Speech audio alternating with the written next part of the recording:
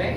Now there's three different types of dynamic levels, if you will, that we're going to play at. We're going to just use a little bit of arm from the elbow forward for the loud notes. We're obviously moving from the wrist for the soft notes. This would be kind of a low molar. If we want more volume, then our elbow goes out. And you can see what happens to the height of the string from here to, now it's coming way up here. And then if we need even more, then for the high molar, I call that the hairband stroke. A lot of the heavy metal guys will do this kind of thing. It looks great, they get a lot of power. Okay? So we got our low molar, our medium molar, and then the big one. Most of the time I don't even go up here. I'm just down here, maybe out here occasionally, especially if I'm reaching around the instrument.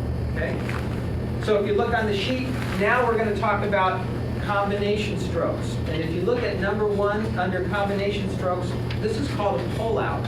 And again, Dom Famulero's book goes into this in a lot more detail. This is just a condensed version of this. It's 2 notes with an accent on the second note. So if we're going to play a soft and loud note combined, then we're going to start the soft note with a tap stroke. But then if we make an up and down motion and then do the loud one, that's taking a lot of time. So the trick is to, while you're bringing your hand up for the second louder note, to release your back fingers.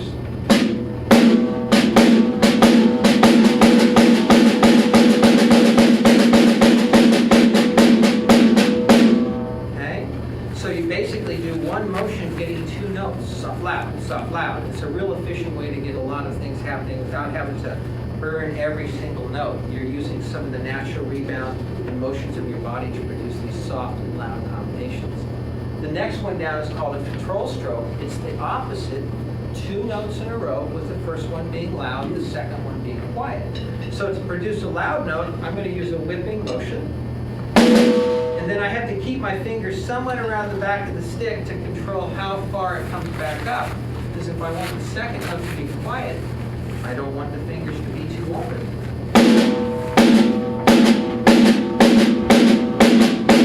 That compared to this one. Okay. So there we have our up and down stroke and our control strokes all mixed in together because we're using some taps and upstrokes and downstrokes. Okay? Now, if this doesn't make a lot of sense to you, I apologize. The first time I saw Jim Chapin's video, I was kind of like, whoa, I don't know if I understand this information overload. And then when I got Dom's book and read through it and started taking notes, it made a whole lot more sense. So it really demands a little further study than what you're going to get here. I consider this to be an introduction to this, and then you can take it further as well. Okay? Then we can start doing these in succession, or combination strokes. So we're going to just play loud, soft, loud, soft. It's that kind of motion that drummers will use on the hi-hat cymbals a lot to get a great deal of speed. Rather than going, or this. 1, 1, 1, 1, 1, 1, 1. Plus, I think it makes the groove feel better when there's some kind of dynamic motion happening in the rhythm instead of it all just being monotone. So that's the first combination stroke, 2 strokes. B is 3, and this is a very difficult one for people when they're first starting out because it combines a down, tap, and upstroke. We'll do it in slow motion and speed it up.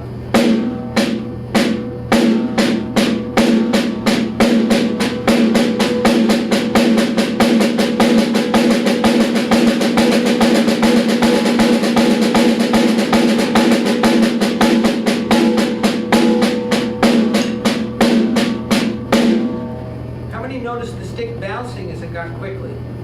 Yes.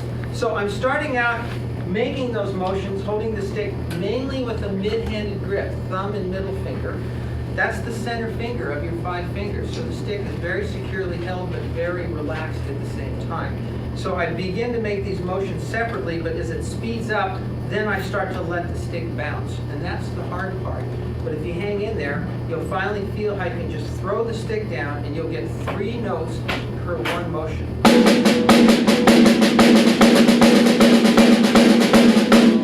it's a pretty neat motion to develop if you can do that. And then there's combinations of up to 4 strokes, which I don't use this very often, but sometimes exercising things that you might not play with will help you just have a little reserve under the hood in case you really need to open up. This goes down, tap, tap, up. Just as the diagram, an arrow down, 2 dots, and then an arrow up.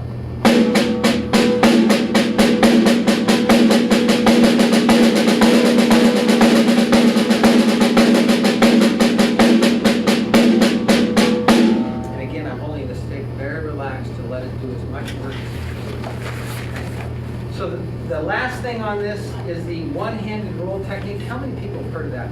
The one-handed roll, and you're like going, there's little different tricks. Johnny Rabb is very good at this, using this false fulcrum on the rim. If you ever get a chance to see any of his videos, he goes into that. But the one-handed roll technique that I'm going to share with you is one that I learned watching Jeff Hamilton play. Back in 1984, I was able to meet him. And he was playing a fast samba, and all of a sudden he's just going chicka digga digga digga digga digga digga digga with his right hand. I'm like, what is he doing? Because his hand just looked like it was floating. And the real new name for this is called an open and close technique. So if you guys hold your hands out, you make a fist, and then you move your hand down, you move it up, down, up. You'll notice that as your hand comes up, your fingers close. As your hand goes down, your fingers open.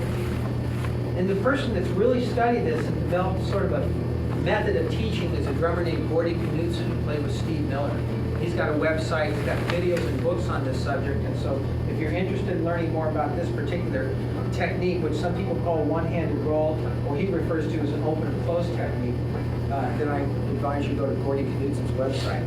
But it's where you start to get the stick to bounce with one motion, and you want to do it just separately at first. And what he explains is open a hand and just close it back up. And you snap the stick. Then if you learn how to time it to where you can not have it go shuffle, shuffle, shuffle, but chaka, chaka, chaka.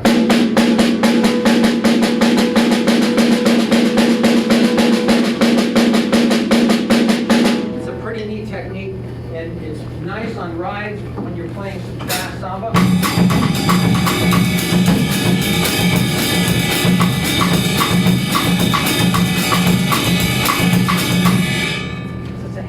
Technique to have to save your right hand from burning out. Jojo Mayer on a modern drummer festival does it with his fingers, and that's how Jeff Hamilton did it. His thumb is the one that can bend 90 degrees in, mine can't. So some of those guys with that thumb shape can actually play really quickly with their fingers like that.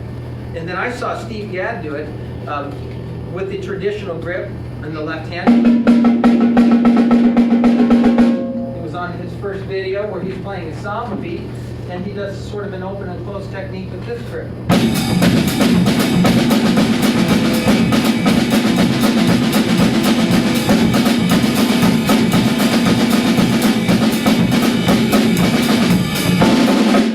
The nice thing is that if you can stagger them, you can actually play a very fast single stroke roll.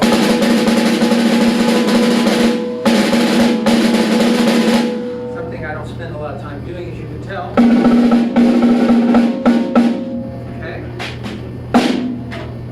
Now, any questions so far? A lot of stuff. You got it all to take home with you?